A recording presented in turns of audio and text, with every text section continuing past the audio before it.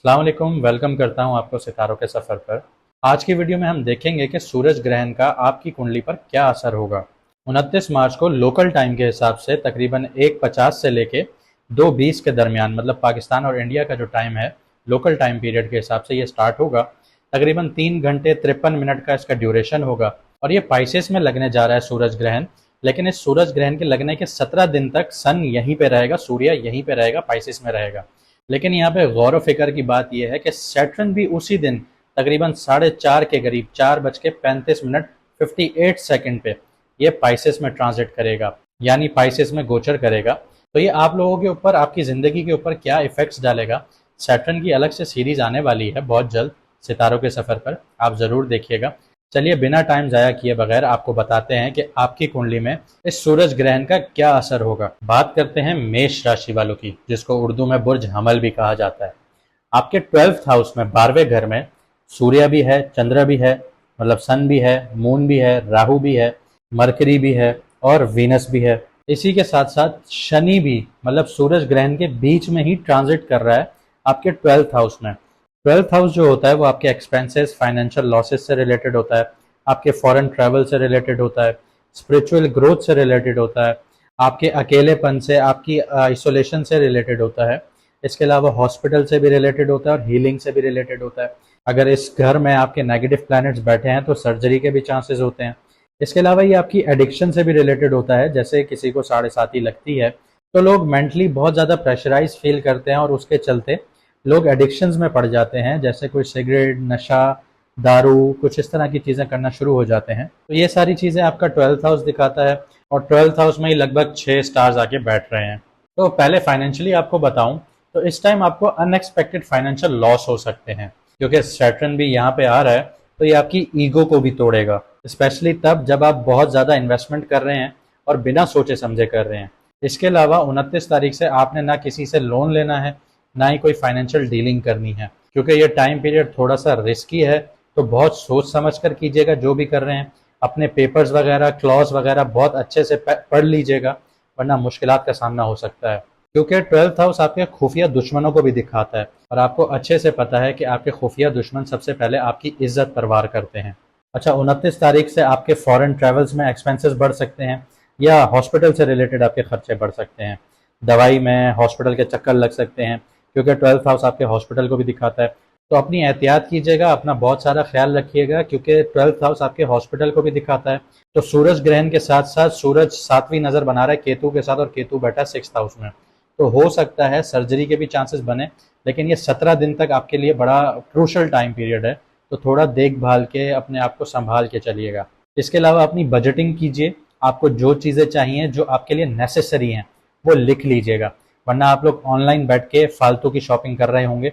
आपको जो नहीं भी चाहिए होगा आप लोग वो भी बाय कर रहे होंगे, इसमें भी आपके एक्सपेंसेस बढ़ जाएंगे। चलिए आपकी बिजनेस और जॉब्स की बात करता हूँ। जो लोग बिजनेस में हैं, अगर आप लोग नए कॉन्ट्रैक्ट्स वगैरह साइन कर रहे हैं तो अभी आपको सब्र से काम लेना बेहतर होगा, वरना रिस्क फैक्टर बहुत ज़्यादा है। देखें, रिस्क भी बहुत समझदारी से लेना पड़ता है।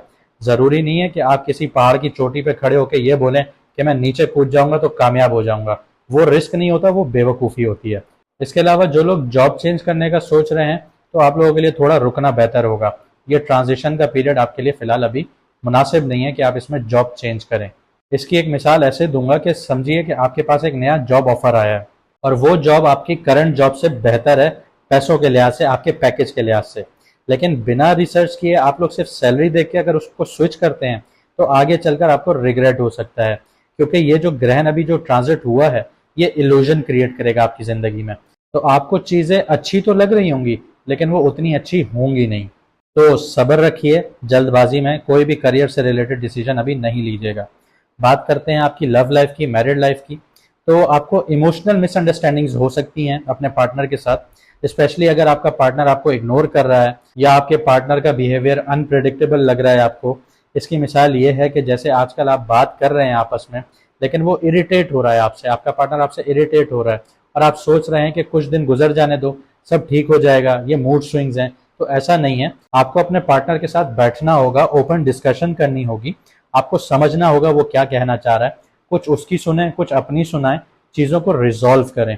तो ये चीज़ें आपके लिए थोड़ी सी मिसअंडरस्टैंडिंग या इल्यूजन क्रिएट कर सकती हैं। जो लोग शादीशुदा हैं उनको सब्र से काम लेना है और ये टाइम आप लोगों के लिए म्यूचुअल अंडरस्टैंडिंग का है। अगर आप लोगों ने म्यूचुअल अंडरस्टैंडिंग ना दिखाई तो आप लोग अननेसेसरी फाइट्स में पड़ जाएंगे, तो इससे आपका रिलेशनशिप जो है वो कॉम्प्लिकेटेड हो जाएगा, बहुत ज़्यादा क्लटर हो जाएगा। तो आपको इन चीज़ों को देखना है, आराम से सुलझाना है, बैठ के ओपनली डिस्कशन करनी है। आगे बढ़ते हैं, आपकी हेल्थ को डिस्कस करते हैं। 29 मार्च को जो सोलर इक्लिप्स होने जा रहा है वो पार्शियल है, तो ये आपकी मेंटल हेल्थ पे इफेक्ट डालेगा। एंजाइटी आपको दे सकता है, आपको स्लीप डिसऑर्डर्स हो सकते हैं, आप ओवर थिंकिंग में पड़ सकते हैं। जैसे ही आप सोने के लिए सर रखेंगे आपका दिमाग स्टार्ट हो जाएगा, कुछ बातें आपके दिमाग में घूमना शुरू हो जाएंगी। इसी के साथ साथ फिजिकल हेल्थ पे भी आपकी असर आएगा, क्योंकि उसी दिन शनि भी आपके 12th हाउस में आएगा। तो फुट रिलेटेड, पाँव से रिलेटेड आपको मसले आ सकते हैं, इन्फेक्शन हो सकते हैं, एलर्जीज हो सकती हैं स्किन पर, और आपके डाइजेशन रिलेटेड प्रॉब्लम्स आ सकते हैं। तो आप लोगों को चाहिए कि ऑयली चीज़ें अवॉइड करें या अनहेल्दी चीज़ों को अवॉइड करें, स्पाइसी चीज़ों को अवॉइड करें, तो आपके लिए ये जोन बेहतर रहेगा। इसके अलावा जो लोग बीमार हैं या क्रॉनिकल डिजीजेस से गुजर रहे हैं उनके लिए यहाँ पे अच्छी खबर ये है कि स्लोली स्लोली आप लोगों के लिए रिकवरी होती रहेगी। चलिए आपको थोड़ी सी रेमेडीज बता देता हूँ, जो ग्रहण के दिन स्टार्ट होगी, 29 तारीख को स्टार्ट होगी और अगले 17 दिन तक आपने कंटिन्यू रखनी है। सूरज ग्रहण के टाइम से आपने अगले 17 दिन तक कोई भी इम्पल्सिव डिसीजंस नहीं लेना, जज्बात में आके कोई भी फैसला नहीं लेना। इसके अलावा आप लोगों ने मेडिटेशन करना है, डीप ब्रीदिंग एक्सरसाइजेस करनी है, ताकि आप लोग थोड़ा इमोशनली स्टेबल रहें, क्योंकि बहुत ज़्यादा क्लटर है आपके 12th हाउस में, तो ये आपको इमोशनली थोड़ा परेशान कर सकता है। इसके अलावा पानी में नमक डालें और उससे रोज़ सुबह शावर लीजिए, ये आपके लिए बेहतर है। एक प्रॉपर फाइनेंशियल बजटिंग कीजिए अपनी, समझिए कि आपके एक्सपेंसेस कहाँ पे हैं, आपको पैसा कहाँ कहाँ से आ रहा है, कहाँ कहाँ पे रुकावट का शिकार हैं, उस हिसाब से आप बजटिंग कीजिए, अपने एक्सपेंसेस को मैनेज कीजिए, वरना एक्सपेंसेस आपके हाथ से निकल जाएंगे। इसके अलावा फॉरेन से रिलेटेड या फॉरेन कामों से रिलेटेड आपको थोड़ा सब्र रखना होगा। अगर आपने वीज़ा अप्लाई किया है तो उसमें डिलेज आ सकते हैं, या आपकी कोई डीलिंग चल रही है तो उसमें भी डिलेज आ सकते हैं। तो सडन डिसीजंस ना लीजिएगा, थोड़ा सा सब्र के साथ, थोड़ा तहम्मुल के साथ, रिसर्च के साथ चलिएगा। अपनी नींद को बहुत अच्छा रखिएगा। अगर आपकी नींद पूरी नहीं होगी तो मेंटली आप बहुत ज़्यादा डिस्ट्रेस फील करेंगे, क्योंकि शनि जब आपके 12th हाउस में आएगा, 29 को ही आएगा, 4:35 पे आएगा, तो ये 12th हाउस के इन्फ्लुएंस को और ज़्यादा स्ट्रॉन्ग करेगा, जिससे फाइनेंशियल और मेंटल प्रेशर आप लोगों का बढ़ सकता है। और अगर आपने डिसिप्लिन के साथ और सब्र के साथ काम लिया तो जीत आपकी होगी। आप लोगों के लिए ये टाइम पीरियड थोड़ा क्रूशल है। अगर आप लोग शॉर्टकट्स की तरफ जाएंगे तो आप लोगों को टफ टाइम देखना पड़ सकता है।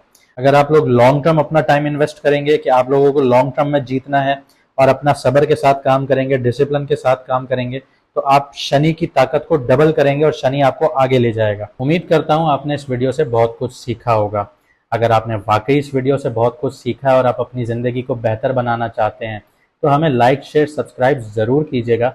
इससे हमें पता चलेगा कि आप कितना मोटिवेटेड हैं और कितना आगे बढ़ने की तमन्ना रखते हैं, ख्वाहिश रखते हैं कि आप आगे बढ़ सकते हैं।